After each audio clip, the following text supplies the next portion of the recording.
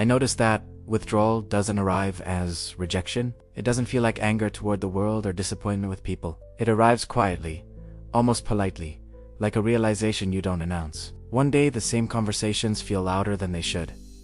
The same ambitions feel heavier than before. Not painful, just unnecessary. I might be wrong, but it feels less like leaving society and more like society slowly stepping back on its own. As if awareness is saying, very softly, enough input for now.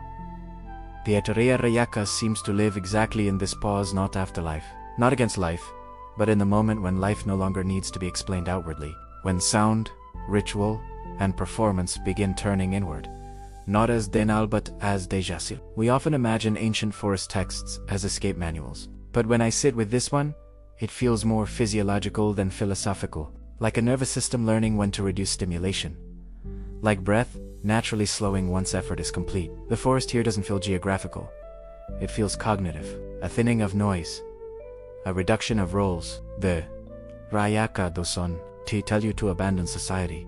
It simply stops feeding the machinery that keeps society running inside you. Titles fade, duties soften, identity loosens, not dramatically, gently, almost embarrassingly, quietly, as if the mind itself realizes it has been working overtime for something that never asked to be maintained. There's something unsettling about that, because if meaning doesn't need constant reinforcement, then what exactly have we been protecting all this time? The Aitareya A yaka doesn't answer this. It doesn't even ask it directly.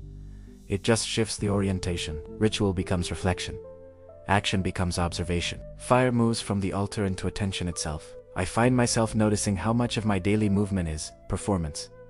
Not for others necessarily, but for continuity, to keep the story intact, to keep the sense of I am doing uninterrupted. And when that doing slows, something else starts to surface.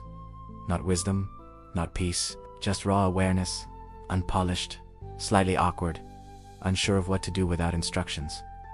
This is where the forest really begins. Not in trees, but in uncertainty.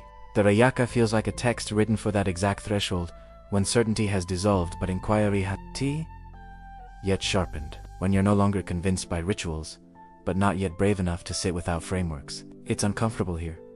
There's no social validation for stepping back internally, no applause for not participating, and yet, something in the body relaxes. As if effort itself was a kind of tension we mistook for purpose.